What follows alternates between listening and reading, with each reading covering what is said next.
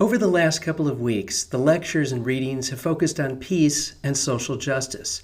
Yet for most people, the desire for peace and social justice arises from something that social psychologists haven't really studied much until recently: compassion. In English, the word compassion comes from Latin and means literally to suffer with. The last part of the word is related in origin to patient, that is, one who suffers. And if there's any doubt about the importance of compassion, all we need to do is imagine living in a world that doesn't have it. It's not a world I'd want to live in. What we need, I think most of us would agree, is more compassion, as well as a better understanding of it. Here, for example, are a few questions we might ask. First, who tends to be most compassionate and why? For example, does compassion increase as people age? Is compassion something that can be taught? And if so, what are the most effective ways to do it? Is compassion different at the individual and group level? How does compassion vary across cultures? How does it vary across generations? And possibly most important of all, what are the factors that increase or decrease compassion? These questions are just beginning to receive serious research attention. For instance, in 2013, a study published in the journal Psychological Science found that after only 2 weeks of compassion training, people showed changes in brain activation in response to images of suffering and distress. And in 2013, the Association for Psychological Science ran a magazine cover story on compassion research, looking at things like the evolutionary role of compassion and physical and psychological health benefits associated with compassionate behavior. An interesting overlap with social psychology is that since 1999, I've ended the introductory social psychology class that I teach at Wesleyan with an assignment called the Day of Compassion, in which I challenge students to live a full 24 hours as compassionately as possible and analyze the experience from a social psychological perspective, answering questions like the following. First, how did you define compassion? If your behavior was different than normal, who do you like more, the Day of Compassion you or the normal you? What are the costs and benefits of behaving compassionately? Do the benefits outweigh the costs? How did others respond to your compassion? First off, did they notice any difference? And if so, what attributions did they make for your behavior? Finally, if you wanted to encourage others to behave as you did during the Day of Compassion, what techniques would you use? Each year that students carry out this assignment, they tell me how interesting it was, both in terms of social psychology and personal insights that they have about themselves. And each year, I'm incredibly impressed at how students rise to the challenge and find creative ways to behave compassionately. Here are just a few acts of compassion that they've taken over the years, and what you can see is tremendous variety. Some of the acts involve people that the students know, and others involve people they'll never meet. Some focus on humans, whereas others benefit animals and the environment. And as you might notice, some involve direct applications of social psychology, which is always great to see.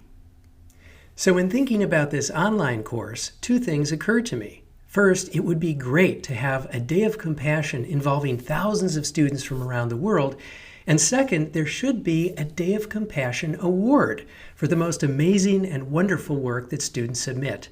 So just to remind you of something I mentioned earlier in the course, this class will have a Day of Compassion award, and the grand prize winner will be flown on an expense-paid trip to personally meet anthropologist Jane Goodall, the face of compassion to millions of people around the world, and of course to the chimpanzees she's working so hard to protect.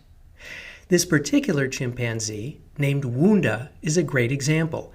Wunda was close to death, but the Jane Goodall Institute was able to nurse her back to health and release her into the wild. Here's a remarkable 3-minute video that shows the sort of compassion that Jane Goodall has become famous for. Her name is Wunda, that it means close to die. Wunda. Wunda. She had a very serious illness. She was really bad. And now we are going to give her paradise. On the island. On the island, yeah.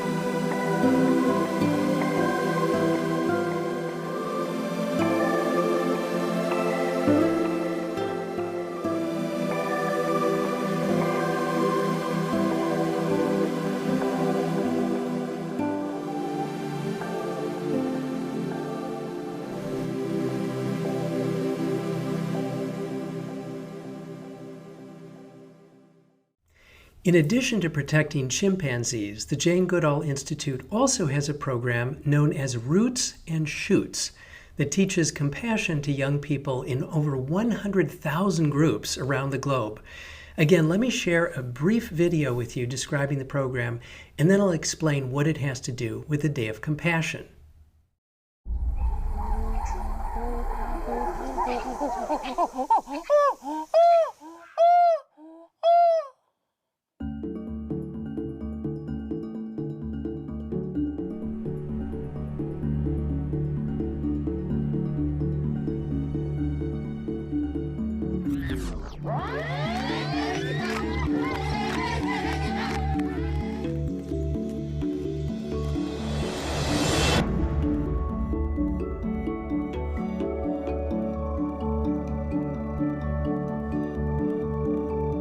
Everybody laughed at me. You'll never do that. Africa's far away, you don't have any money, and you're a girl. But if you really want something, you have to never give up. It was what I'd always dreamed of.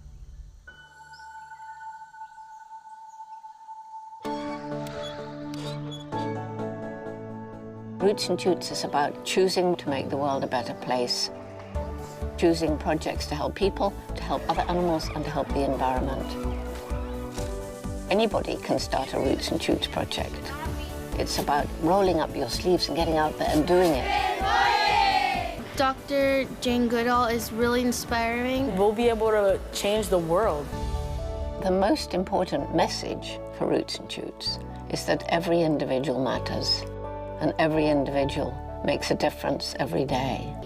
I'm gonna be the next Jane. I'm be monkey.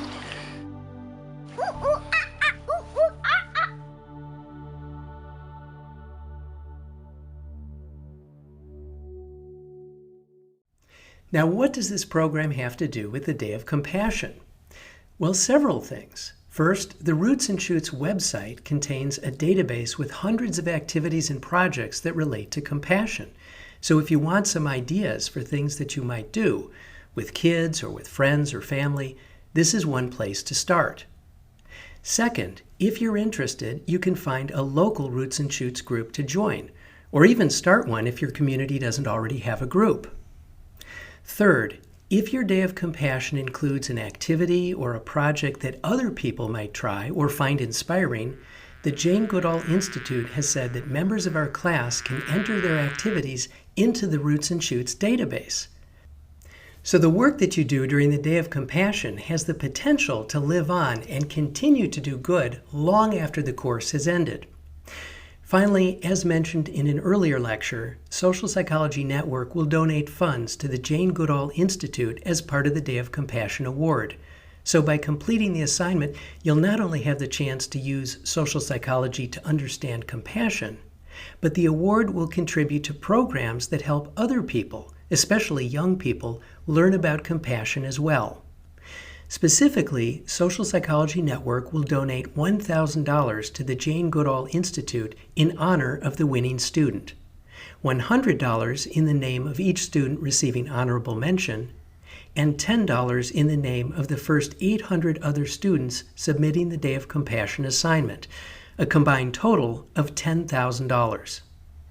To be eligible, students have to complete at least 4 out of the 5 course assignments, score well enough in the course to receive a statement of accomplishment, and get a large number of votes from other students who read their Day of Compassion assignment.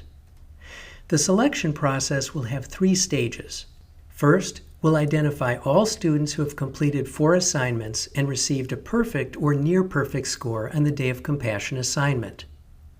Second, after excluding anyone who would rather not be considered for the award, we'll randomly assign roughly 5 finalists to every student in the class for you to vote on your favorites.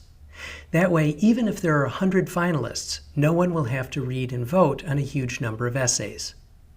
And then, after the vote, the teaching staff will review the top 50 or so and choose the grand prize winner and 10 runners-up based on criteria similar to what was listed in the Day of Compassion peer assessment. So in conclusion, whether or not you're eligible for the award, I hope that you'll take part in the assignment and the voting.